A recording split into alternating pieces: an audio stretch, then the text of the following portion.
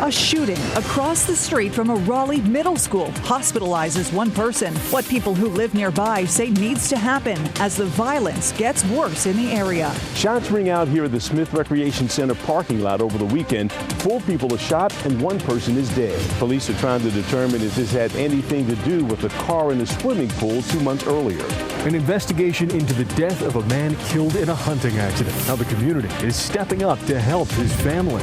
Who's under new frost advisories just issued, and when temperatures could climb back near 80 degrees.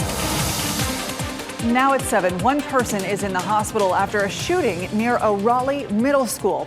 This was the scene for hours near Moore Square Magnet Middle School. Good evening, I'm Ashley Rowe. And I'm Dan Haggerty. For those of you who are wondering exactly where this is, this map gives you a pretty decent idea of where this shooting scene was in comparison to Moore Square and the middle school. Our breaking news coverage starting today shortly after police first got to the scene. WRAL's Willie Danley joining us live now. Willie, officers seem to be opening the streets around there right now.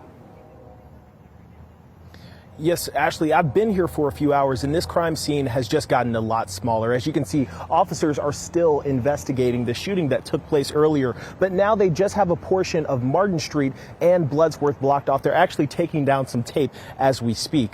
Take a look at this footage that was taken by Sky 5, and you can see how close this shooting was to Moore Square Magnet Middle School. According to Raleigh police, this all happened in a gravel parking lot across from the middle school around 2:45.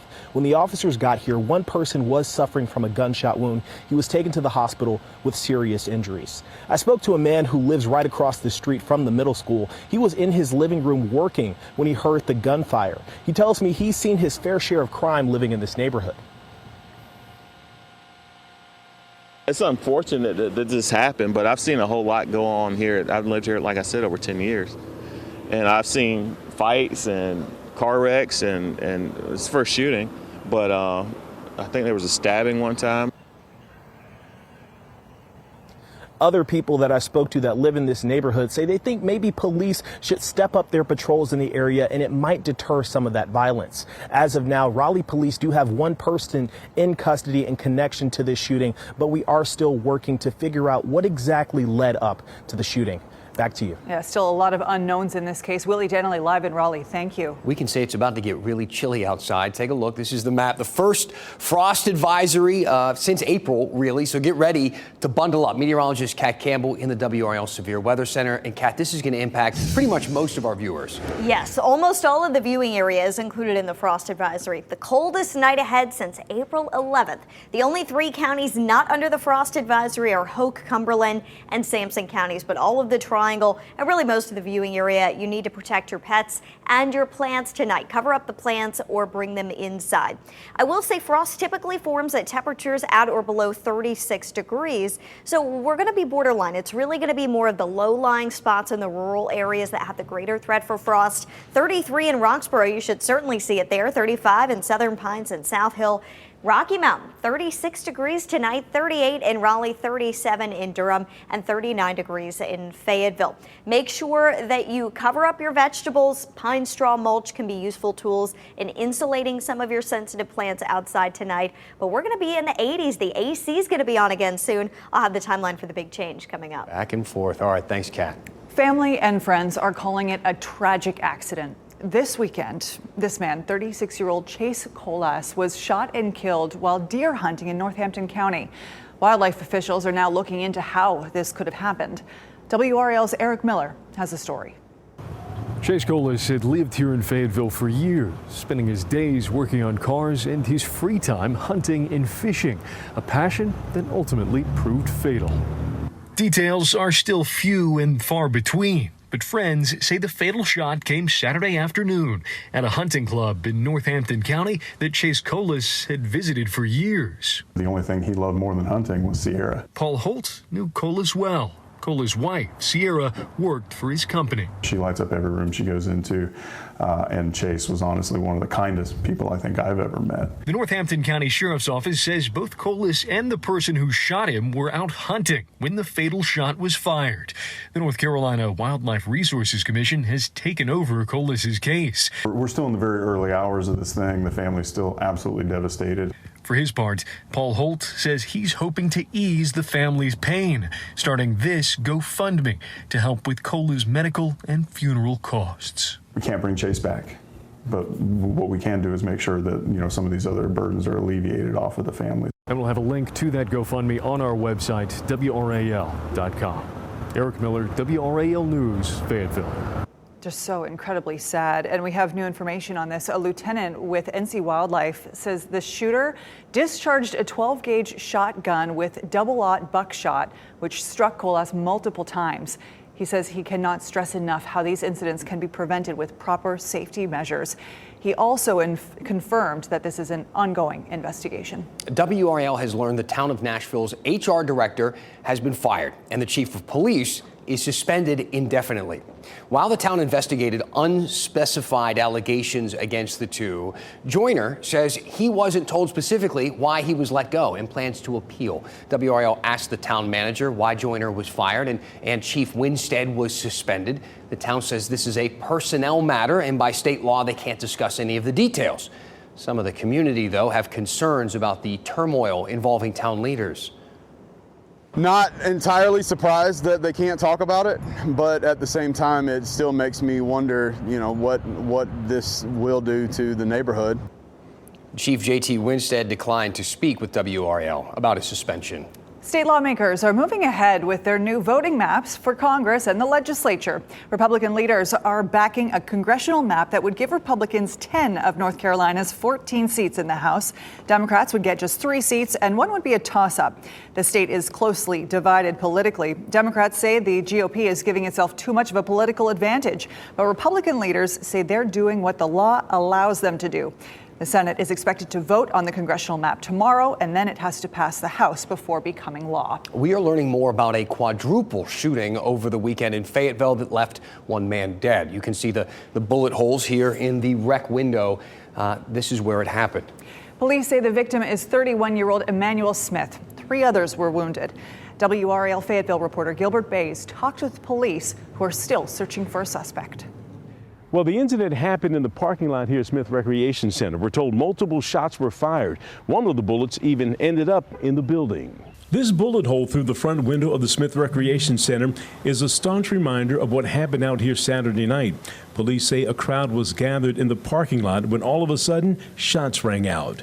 Officers responded to the 1500 block of Slater Avenue, but it was a shot spotter notification as well as multiple 911 calls saying that there was a shooting and someone had been shot. We're told 31-year-old Emmanuel Smith and 3 others were shot and taken to Cape Fear Valley Medical Center. That's where Smith died. In August, in the same parking lot, shots rang out and a car ended up in the center's swimming pool during a Stop the Violence balloon release for Lorenzo McLaughlin Jr. Police say McLaughlin was shot and killed July 29th near the intersection of Stanberry Street and Primrose Drive. Devontae McClain and his brother Andre McClain are charged with his murder. All this playing out in neighborhoods along the Murchison Road corridor. It's an area near Fayetteville State University that city leaders have vowed to improve. So we're going to put the full concentration of the city's government to take out the bad actors, to make sure that those people are held accountable for their actions. But at the end of the day, this is a wonderful community that is ready to embrace the change. Right now, investigators are working to learn if the incident in August and the one over the weekend are connected. We don't know. We can't say that it's related, but we can't say that it's not. They're still investigating it. So this is an ongoing investigation. Fayetteville police right now asking anyone that has any information about what happened out here Saturday night to give them a call. In Fayetteville, Gilbert Bays, WRAL News. We're told 2 of the other victims have been treated and released. A female victim remains in the hospital. 32 tech hubs have been identified by federal leaders, and nowhere in North Carolina made the list. Just ahead, we speak to the Department of Commerce on what this means moving forward. Plus, we now know just how many people attended this year's state fair. Maybe you were one of them. We're going to share the number after the break.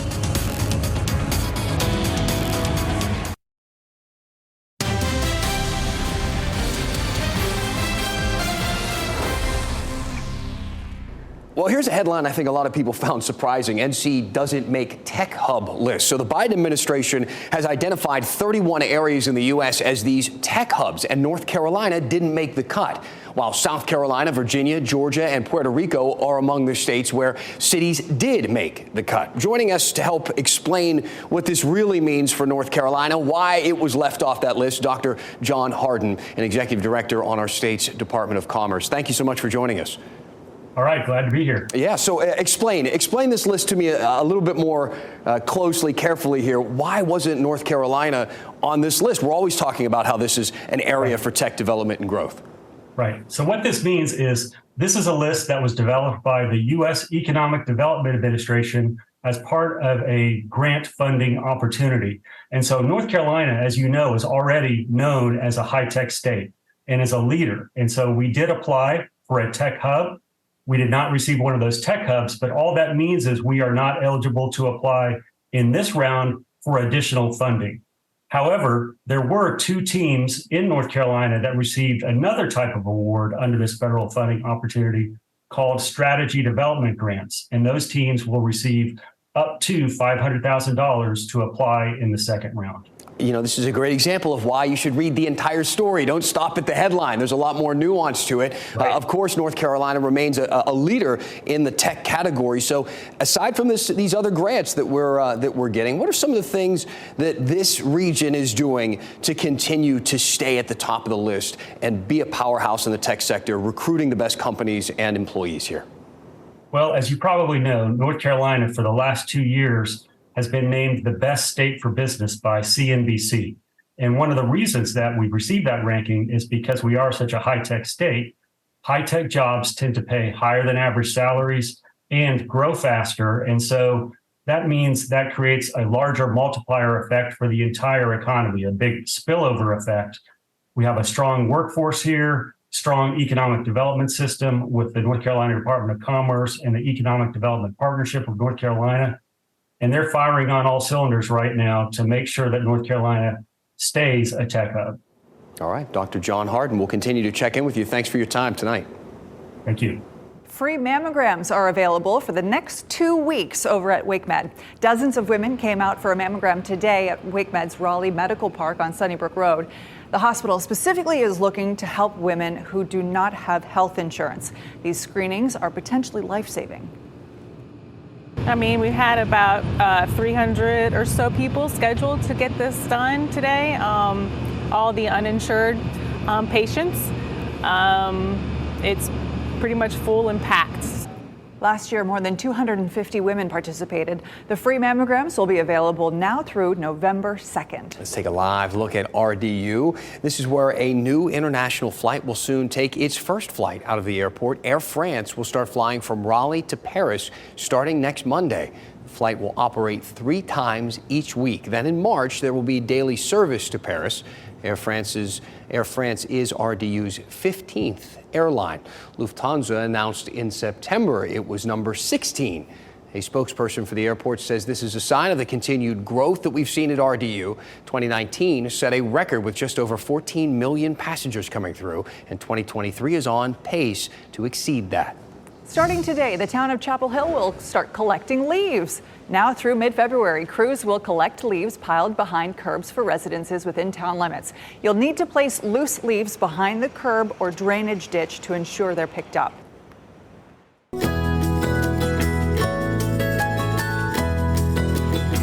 Well, it's here and it's gone. The 2023 State Fair has come and gone, and here we know now how many people actually went through it during all that time. Oh, so many people. The fair ended its 11-day run with a strong final weekend that pushed total attendance to 926,425.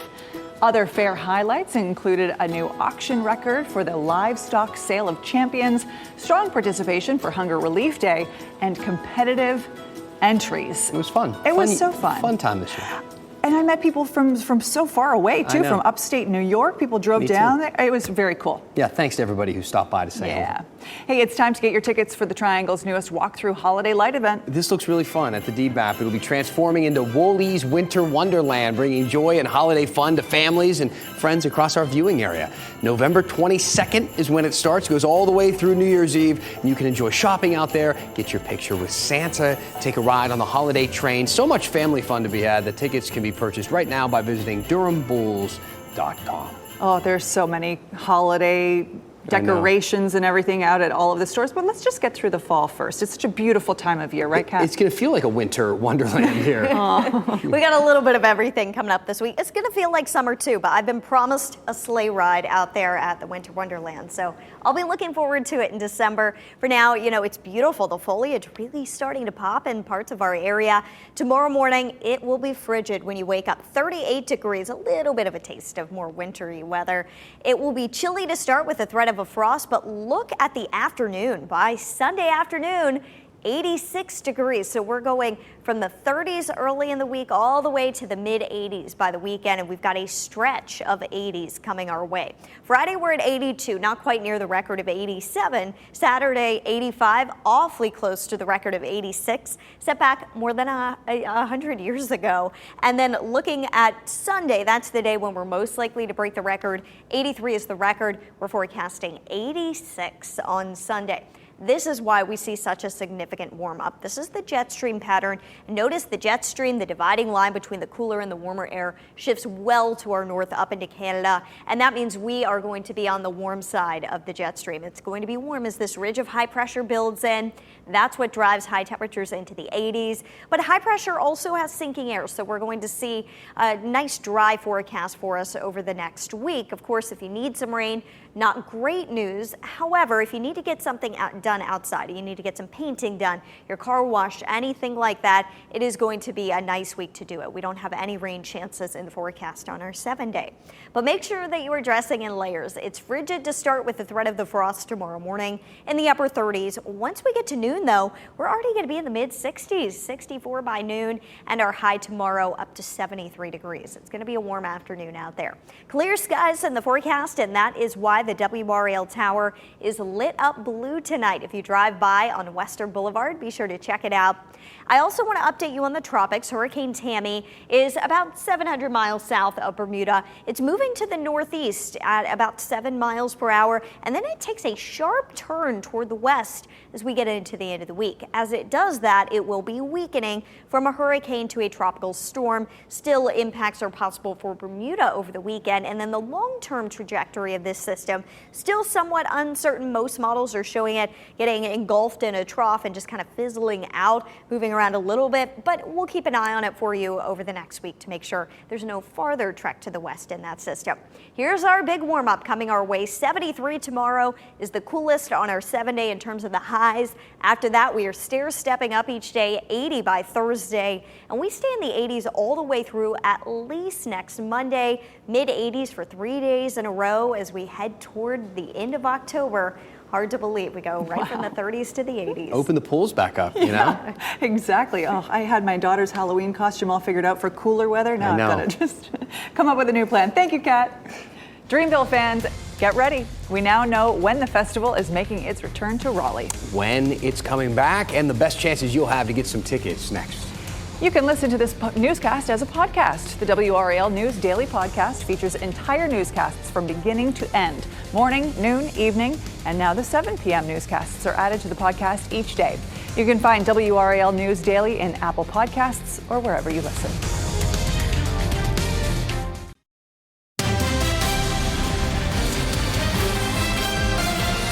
So Dreamville, we got the dates now. They dropped when the event will be back next year. It's so popular. J. Cole, who grew up in Fayetteville, bringing back the Music Fest on April 6th and 7th of 2024. You can get your pre-sale password by signing up at dreamvillefest.com. Dreamville organizers said 50,000 people per day attended this year's 2-day festival, representing a record-breaking 23 countries, 4 continents, and all 50 U.S. states, if you can believe it. It's getting bigger every single year, too. So cool. Yeah. So cool. Good news to pass along. A beagle mix named Jackson is doing just fine after a scary fall into a mine shaft over the weekend. Look at this video. It happened in Gold Hill. There was a large crew that ran to his rescue. Jackson fell down there about 20 feet. It's an unmarked mine shaft. It's right in someone's backyard. Here's the group that saved him. Volunteer fire department, other Rowan County rescuers, they all joined in to help him out. Jackson was unharmed, which is really great news. And there he is. He's looking much better, don't you think? Reunited with his family. That's a lot of people for one dog. Exactly. Wow, amazing. So football stadiums and other sports complexes were built to bring people together, but you might be shocked by some of the history behind a few of these sites. Yeah, a brand new WRAL documentary, Ghosts in the Stadium, is the story of 4 iconic stadiums in the Carolinas and their links to the painful history of race relations in the U.S. WRAL investigative documentary reporter Kristen Severance and WRAL sports anchor Chris Lee teamed up to uncover these secrets, including who Keenan Memorial Stadium at UNC Chapel Hill was named after in the early 1900s. I learned that William Rand Keenan, the person who Keenan Stadium is named after, was a part of a brigade of men who helped to kill a bunch of black folks in Wilmington in 1898. One of the problems with William Rand Keenan's memory is that the most consequential thing that he ever did has been the very thing that's been left out. In 2018, the university took down the plaque honoring William Rand Keenan Sr. and replaced it with a plaque honoring his son. We'll explain how the change happened and why some historians believe more transparency is needed on UNC's campus about all of this. You can watch Ghosts in the Stadium Wednesday night at 7:30 on WRAL.com. Another sad love song earned him a spot on Team Legend. And tomorrow, North Carolina native Caleb Sasser hopes to leave the crowd smiling after this week's battle rounds on The Voice. And it's all because of All right. The UNC Pembroke graduate had a jaw-dropping debut in the blind auditions, earning him 4 chair turns. The stunning performance secured his spot on Team Legend. You can watch Caleb battle it out tomorrow at 8 o'clock on WRAL. Good luck. He's got the goods. I hope He's so. got the goods. Thanks for joining us here on WRAL News. Our next newscast is at 10 on Fox 50 and 11 on WRAL. Good night. Keep watching WRAL News over the air channel 34 and Spectrum channel 1257.